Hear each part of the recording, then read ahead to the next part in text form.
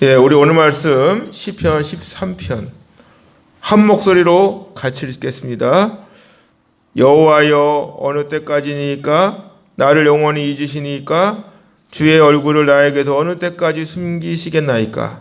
나의 영혼이 번민하고 종일토록 마음에 근심하기를 어느 때까지 하오며 내 원수가 나를 치며 자랑하기를 어느 때까지 하리이까. 여호와 내 하나님이여, 나를 생각하사 응답하시고 나의 눈을 밝히소서. 두렵건대 내가 사망의 잠을 잘까 하오며 두렵건대 나의 원수가 이르기를 내가 그를 이겼다 할까 하오며 내가 흔들릴 때에 나의 대적들이 기뻐할까 하나이다. 나는 오직 주의 사랑을 의지하여 싸우니 나의 마음은 주의 구원을 기뻐하리이다. 내가 여호와를 찬송하리니 이는 주께서 내게 은덕을 베푸심이로다. 아멘. 할렐루야. 예, 오늘도 하나님께서 여러분과 함께 하여 주시는 줄로 믿습니다. 아침마당 기도회가 우리에게 생명의 공급처가 될 줄 믿습니다. 정말 하나님 피난처가 되고 힘이 되어 주신 하나님, 이 시간 정말 하나님 앞에 우리가 놀라운 요새요 반석이요 바위가 되어 주시고 하나님께서 우리의 작은 신음에도 귀를 기울여 주실 줄로 믿습니다.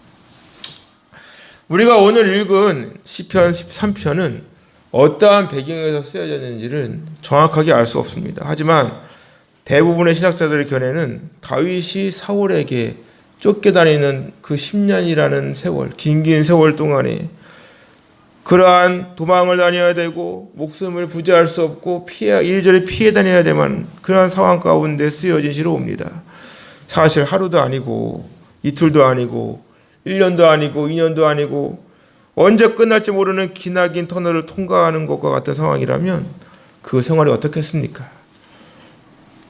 육신뿐만 아니라 마음이고 영혼이고 정신이고 다 피폐해지는 거예요. 얼마나 지치고 힘들겠습니까?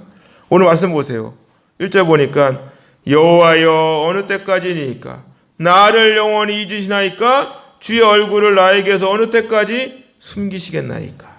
말씀을 보면 현재 다윗은 하나님께 여호와여, 어느 때까지니까 나를 영원히 잊으시나이까. 주의 얼굴을 나에게서 어느 때까지 숨기시겠나이까.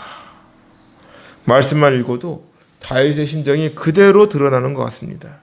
지금 다윗의 상황은 참으로 힘들고 답답하고 어려운 고난의 시간임을 알 수 있습니다.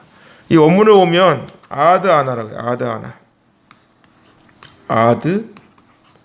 아드아나입니다. 아드아나. 어느 때까지니까가 히브리어로 아드아나예요. 이 단어를 꼭 1절과 2절에 두 번씩 총 4번을 반복으로 고백하고 있다는 것입니다. 도무지 답이 없는 그 상황. 지금 다윗의 심정은 답이 없어요. 하나님 반응이 없습니다. 그럼 여러분들 가운데 이런 경험 한 분 계십니까? 너무나도 답답한 심정이 아무리 부르짖어도 아무리 금식을 해도 애타게 하나님을 찾고 부르짖어 보아도 도무지 묵묵무답이신 하나님. 저도 그런 적 많습니다. 오죽하면 다윗이 이렇게 외쳐요. 나를 영원히 잊으시나이까? 샤카흐는 단어예요. 잊으리이까? 잊어버렸습니까? 생각도 하지 않고 계시는 거 아닙니까? 아무리 부르짖어도 도무지 답이 없는 하나님. 어느 날은 이렇게 고백한 적이 있어요. 하나님, 무슨 말씀 좀 해보세요. 왜 아무런 반응이 없으신 겁니까? 도무지 하나님은 살아계신 것이 맞습니까? 할 정도로 누구나 한 번쯤 이런 고백을 해본 적이 있죠. 우리는 하나님께 매일매일 기도를 하지만 우리의 기도가 응답되지 않을 때 우리가 드는 생각은 뭐죠? 의심이 들어오는 거예요. 정말 하나님 살아계신 거 맞아? 하나님이 나를 기억하고 계신 거 맞아? 기도하면 응답받는다는데 이 응답도 없고 도대체가 하나님이 계시는 건가? 예를 들어서 창세기 4장을 보면 요셉이 이야기가 나옵니다. 요셉 이야기. 요셉의 형들로 시기로 인해서 애굽에 있는 보디발 집으로 팔려버렸죠. 죽을 뻔했는데 보디발의 집에 팔아버렸습니다. 근데 거기서도 열심히 맡겨진 일을 얼마나 성실히 잘 감당하는지 주인이 인정합니다. 그래가지고 집안의 모든 것을 다 담당하는 자리에 올라가게 돼요. 그래가지고 이 집에는 주인의 아내 외에는 나를 건들 자가 아무도 없다 그랬는데, 그 말대로 정말 주인의 아내가 자기를 자꾸만 이상한 눈초리로 보는 거죠. 그래서 자꾸만 유혹을 하는 겁니다. 그래서 뿌리친다고 하는데 그 벗어놓고 도망가는 그 옷이 빌미가 돼가지고 결국에는 감옥에 갇혀버렸어요. 성추행범으로 몰립니다. 아무런 이유가 없어요. 아무런 잘못도 없고. 오늘날도 이렇게 억울한 일 당한 사람 많잖아요. 그렇게 억울함으로 감옥에 갇혔습니다. 근데 그곳에서도 하나님께서 요셉과 함께 하시고 자비를 베풀어 주심으로 간수장에게 은혜를 받게 하십니다. 그래서 간수장은 옥중 죄수의 모든 것을 다 요셉에 맡겨요. 그런데 얼마나 열심히 하는지 이 간수장이 확인도 안 할 정도로 열심히 감당합니다. 이러한 요셉의 모습에 대하여 그 이유가 하나님께서 요셉과 함께 하셨기 때문이라고 말씀하십니다. 감옥에 갇힌 요셉은 어느 날 애굽의 그 왕의 술 맡은 자와 떡 굽는 자가 감옥에 들어왔어요. 그래서 이들이 어느 날 이제 꿈을 꾸는데 자기의 꿈 좀 해석해 봐라. 그래가지고 꿈 얘기를 막 해주는데 그 꿈 얘기를 해석해 준 대로 이루어졌죠. 떡 굽는 자는 나무에 달려 죽지만 술관한 장은 그대로 다시 자신의 전직에 복직이 되는, 그리고 그 술관한 자에게 요셉이 말을 합니다. 그 전직이 회복이 되면 나를 생각하고 내게 은혜를 베풀어서 내 사정을 바로에게 아래서 이 집에서 나를 건져주시라. 근데 기억했습니까? 나가자마자 금방 잊어버려. 요셉을 기억하지 못하고 잊었다고 말합니다. 그렇다면 술 맡은 관원장은 자신이 감옥에 있었던 일을 완전히 잃어버린 것이죠. 다시 말해서 마음에 두지 않은 것입니다. 그를 잊었더라. 자신의 꿈을 해석해주고 복직이 됐음에도 불구하고 그 감옥을 나서는 순간 즉시로 잊어버려요. 어떻게 보면 그 술 맡은 관원장의 그 과거, 흑역사를 기억하고 싶지 않았겠죠. 마찬가지로 우리도 어려운 순간의 기억을 기억하고 싶지 않잖아요. 하지만 지금 요셉 입장에서는 억울하게 갇힌마당에 감옥에서 나가고 싶은 마음이 얼마나 간절했겠습니까? 그래서 휴가관장이 나가는 순간 자신도 금방 감옥에서 벗어날 줄 알았겠죠. 하루가 가고 이틀이 가고 일주일이 가고 2주일이 가고 한 달, 두 달, 자그마치 2년의 기간이 흘러갑니다. 후에 술 맡던 관원장을 옥에 가두었던 애고방이 꿈을 꾸죠. 그 꿈을 꾸고 난 후에 애고방이 모든 점술가에 거기 있는 모든 사람들에게 이 꿈을 해석해봐라 하는데 아무도 그 꿈을 해석하지 못합니다. 그리고 결국 술 맡던 관원장이 그 순간 감옥에 갇혔을 때 자신의 꿈을 해석해준 요셉을 생각하죠. 그리고 왕에게 그 말을 합니다. 그리고 그 2년이 지난 그 순간 바로 앞에 와가지고 꿈을 해석함으로 말미암아 애굽은 총리의 자리에 올라가게 되는 것이죠. 이것이 하나의 역사입니다. 사실 요셉을 감옥에 가두고 또 요셉을 또 감옥에서 이렇게 꿈을 해석하게 하고 잊어버리는 모든 순간순간마다 하나님께서는 다 개입하지 않은 게 아니라는 것입니다. 다윗도 마찬가지예요. 주의 얼굴을 나에게서 어느 때까지 숨기시겠습니까?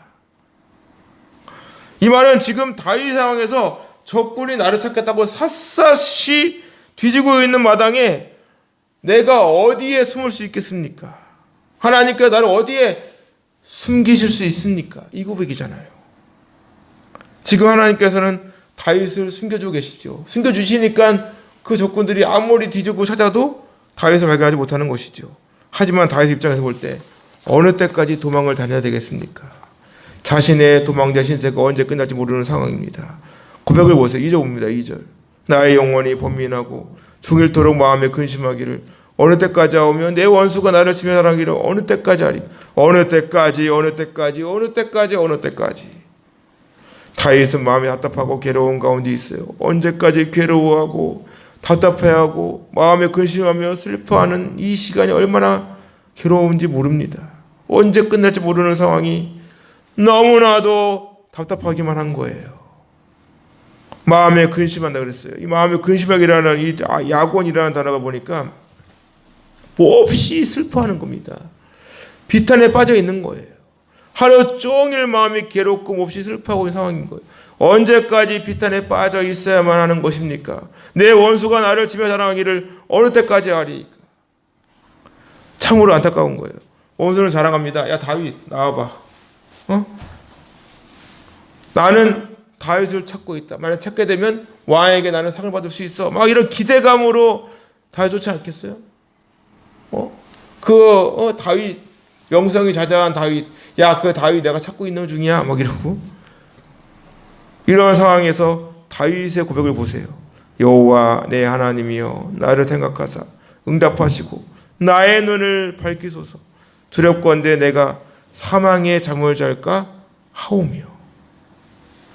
여기서 나를 생각하사라는 단어가 나바트입니다. 나바트. 이 나바트라는 단어는 뭐냐면 보통 히브리어에서 보다라는 단어가 라예요. 라는 이렇게 쭉 이렇게 그냥 보는 거예요. 근데 나바트는 뭐냐면 어느 한 지점을 집중해서 보는 겁니다. 말 그대로 주시하는 거예요. 주시하는 거. 지금 다윗은 하나님께 자기를 생각하고 자기를 바라보아 주시기를 간구하고 있어요.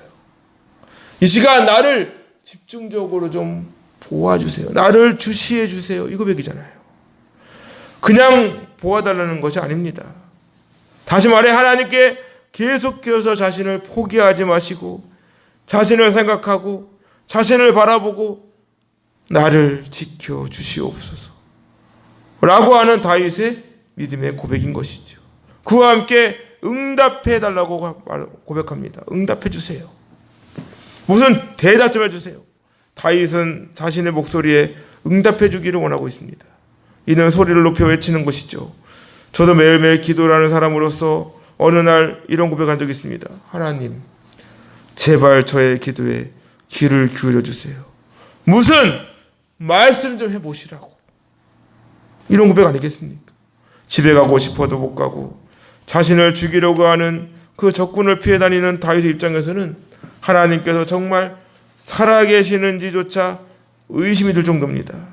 하지만 다윗은 노래합니다. 하나님께 노래합니다. 노래를 해요. 노래를. 이것은 우리가 소리를 높여 찬양을 부르고 하나님께 대답을 기다리듯이 곡조가 있는 기도를 하나님께 드리는 것처럼 보여요. 제가 좋아하는 찬양 중에 저 높은 곳을 향하여라는 찬양이 있습니다. 이거는 뭐 다 좋아하죠. 웬만한 분들은. 저 높은 곳을 향하여 날마다 나아갑니다. 내 뜻과 정성 모아서 날마다 기도합니다. 내 주여 내 맘 붙드사 그곳에 있게 하소서. 그곳은 빛과 사랑이 언제나 넘치옵니다. 젊은 나이에 하나님을 만나가지고 힘들고 어려운 생활 가운데 항상 이 찬양이 흘러나오더라고요. 저 높은 곳을 향하여. 우리가 갈 곳은 정해져 있잖아요. 여러분도 그렇지 않습니까? 우리가 기쁘고 즐거울 때만 찬양이 나오는 것이 아닙니다. 힘들고 어려울 때도 답답하고 괴로울 때도 찬양이 나와요. 사도행전 16장을 보면 바울과 실라가 빌립보 감옥에 갇힐 때가 있습니다.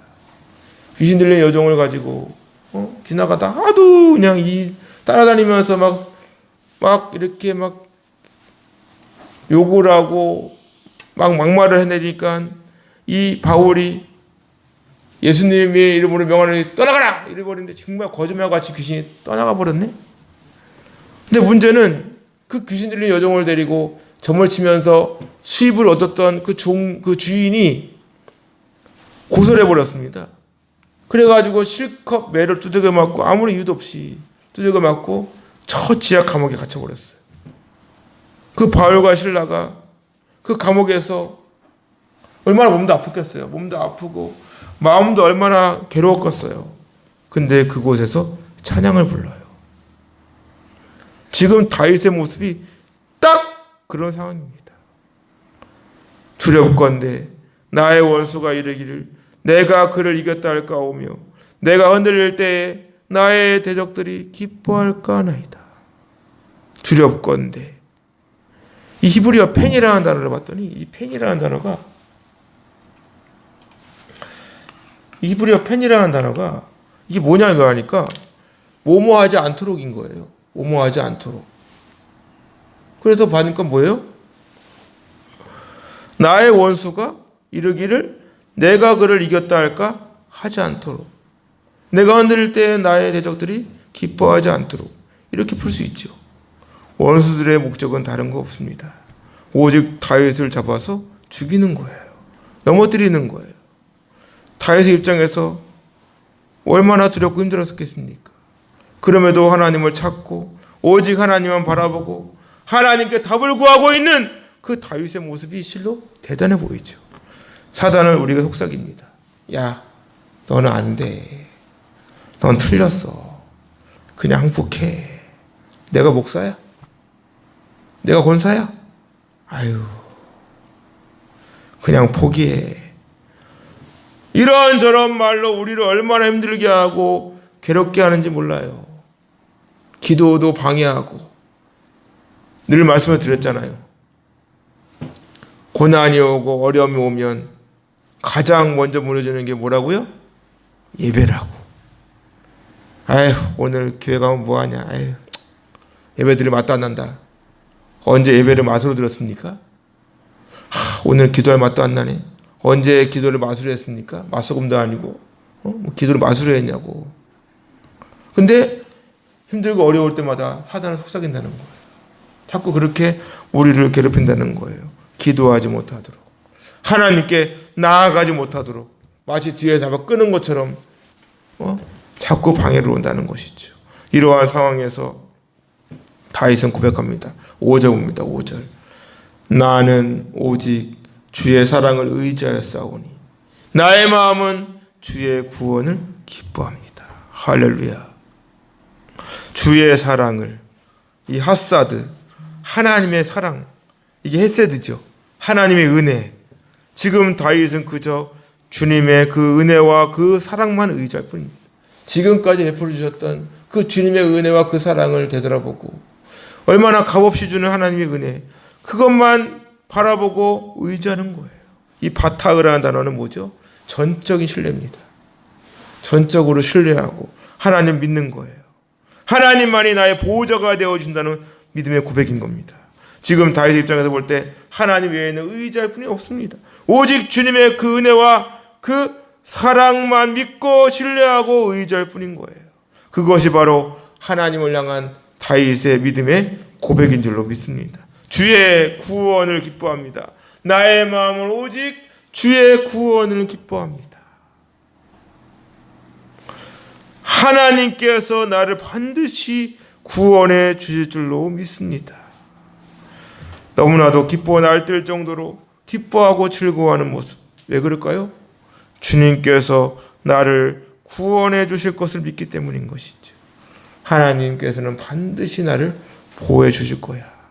하나님은 이 시간 반드시 나의 기도에 귀를 기울여 주실 거야. 다윗은 분명히 하나님께서 자신을 구원해 주실 것을 확신하고 있습니다. 우리가 예수님 믿고 구원의 확신과 천국의 소망을 두고 살아간다면 어떠한 상황과 환경 속에서도 절대로 흔들리거나 포기하지 않아요. 그것은 하나님께 대한 믿음의 확신이 있기 때문입니다. 아무리 사단이 우리를 미혹하고 우리를 넘어뜨리려고 해도 우리 하나님께서 우리를 반드시 구원해 주실 거야. 우리의 구원자는 오직 하나님밖에 없어. 이렇게 고백할 수 있기를 주님의 이름으로 축원합니다. 저와 여러분이 구원받게 될 때 예수님을 믿지 않는 사람들은 어떻게 될까요? 우리는 기뻐하고 즐거워하겠지만 예수님 믿지 않는 사람은 통곡 소리가 들려오지 않겠습니까? 진작에 믿을 걸, 예수님을 잘 믿을 걸, 끝까지 믿을 걸, 껄껄껄 하면서 땅을 치는 거예요. 다윗이 왕위에 오를 때 어떻게 했어요?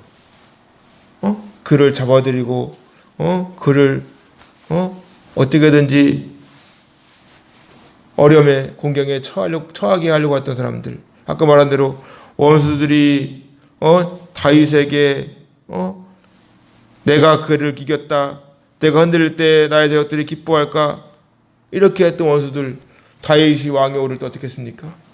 벌벌벌 떠는 거예요. 너 큰일 났다, 너 어떡하면 좋으냐, 너 다윗이 도망다닐 때 너 그렇게 했지? 이랬을 거 아닙니까? 그 구원의 기쁨. 내가 여호와를 찬송하리니 이는 주께서 내게 은덕을 베푸심이로다. 여기서 찬송하리니라고 하는 이 쉬르라는 단어는 쉬르거든요. 쉬르인데 이거는 그냥 찬송하는 게 아니라 정말로 하나님 앞에 할 수 있는 모든 것, 정말 즐거워가지고 춤이 절로 덩실덩실 나오는 것처럼 그런 기쁘게 큰 소리로 할렐루야, 어우 하나님 감사합니다, 이런 고백인 거예요. 왜 그럴까요? 주께서 내게 은덕을 베푸심이로다. 결국 하나님께서는 여러분이 하나님께 행한 대로 갚아 주실 거예요. 구원은 예수님 믿음 받지만 하나님의 상급은 저와 여러분들이 하나님께 심은 대로 베풀어 주시는 거예요. 앞에서 말씀드린 대로 요셉이 총리가 된 것은 뭐예요? 요셉이 뭐 잘나서? 아닙니다. 요셉에게 항상 따라다니는 수식어가 있잖아요. 하나님께서 요셉과 함께 하심으로. 하나님께서 요셉과 함께 하시기 때문에 구덩이에 빠졌을 때도, 애굽에 팔렸을 때도, 보디발의 집에 가서도, 성추행범으로 몰려가지고 감옥에 갇혔을 때도 다 하나님께서 함께 하신 거예요. 그때 하나님께서 함께 하신 거예요. 우리가 잘 나갈 때만 하나님께 함께 한 게 아닙니다. 어렵고 힘든 고난의 세월 가운데서도 하나님께서 함께 하시는 거예요. 만약 요셉이 그 보디발의 집에서 그 주인과의 그 일이 없었다면은 요셉은 그냥 그 보디발에서 종으로 끝났을 거예요. 비록 종 중에서는 뭐 수석이게 되겠지만 그렇게 끝났을 거예요. 근데 그렇게 하지 아니하고 하나님께서는 감옥을 통해서 총리가 되어지는, 그래서 마지막에 요셉이 고백하잖아. 하나님께서 미리 나를 보내신 것은 뭐라고요? 우리를 이곳으로 인도하기 위해서, 구원하기 위함이라고 그러잖아요. 다윗도 마찬가지입니다. 하나님께서는 지금 다윗을 계속해서 어떤 훈련이나 어떤 연단의 과정이나 때로는 우리 이렇게 뭐 보이지 않는 길을 통과하는 것 같지만 하나님의 목적은 뭐야? 다윗이 왕에 오르는 거잖아요. 우리 마찬가지 아닙니까? 우리가 이 광야 같은 인생 가운데에서 얼마나 답답하고 얼마나 힘들어요. 진짜 하나님 기도하면은 그냥 팍팍 이렇게 갑자기 없던 돈이 뚝 떨어지고 아픈 몸이 확 나아버리고 이러면 얼마나 좋겠습니까? 근데 어디 그래요? 차라리 그런 일이 안 생기면 되잖아. 사고가 날 것 같으면 하나님 미리 차를 피해 주셔가지고 안 넣으면 될 거 아니야. 왜 사고가 나게 하셔가지고 다치게 합니까? 차라리 안 다치는 게 은혜 아니야, 그렇게 되면? 근데 하나님의 목적은 그게 아니라는 것이죠. 뭐죠? 우리를 구원시키는 거란 말이에요. 우리가 힘들 때도, 우리가 어려울 때도, 기쁠 때도, 하박국 선지자의 고백처럼 외양간에 송아지가 없고 가나나무에 소출이 없고 포도나무 열매가 없더라도 하나님의 목적은 뭐라고요? 구원이라고요. 끝까지 하나님을 포기하지 아니하고 믿음으로 주님을 붙들고 나아가는 것 자체가 축복인 줄로 믿습니다. 우리가 이 자리에 나온 게 자체가 축복이라고요. 믿습니까? 축복이라고요. 그래서 다윗이 고백합니다. 내가 사망의 음침한 골짜기로 다닐지라도 해를 두려워하지 않을 것은 주께서 나와 함께 하심이라. 주의 지팡이와 막대기가 나를 아니하시나이다. 오늘 이렇게 아침마당 기도회에 모인 여러분의 삶 속에서 하나님을 위해 사는 것은 절대로 공짜가 없다는 것을 꼭 기억할 수 있기를 바랍니다. 하나님을 위해 심고 하나님을 끝까지 믿으면 반드시 열매가 있다. 우리가 꼭 알아야 될 것은 하나님께서 내가 어떠한 상황이나 환경에 처하든지 그것이 광야가 되었든 그것이 엘리야가 피해 있던 로데나무가 되었든 그것은 중요하지 않아요. 하나님의 목적은 구원이기에 예수님 믿고 구원받은 저와 여러분의 그 작은 신음에도 귀를 기울이고 계시는 줄로 믿습니다. 오늘도 믿음과 확신을 가지고 열심히 기도하세요. 살아계신 하나님께서 여러분의 모든 사정을 아시고 여러분의 눈물을 보시고 아픔을 보시고 가슴을 치는 애통하여 보시고 다윗을 결국에는 왕의 자리에 올려놓으신 것처럼 눈물로 씨를 뿌리는 자에게 반드시 기쁨의 열매가 있을 줄로 믿습니다. 하나님께서 그렇게 해주실 줄로 믿습니다. 그 믿음과 확신을 가지고 오늘도 할렐루야 외치면서 힘차게 시작할 수 있기를 주님의 이름으로 축원합니다.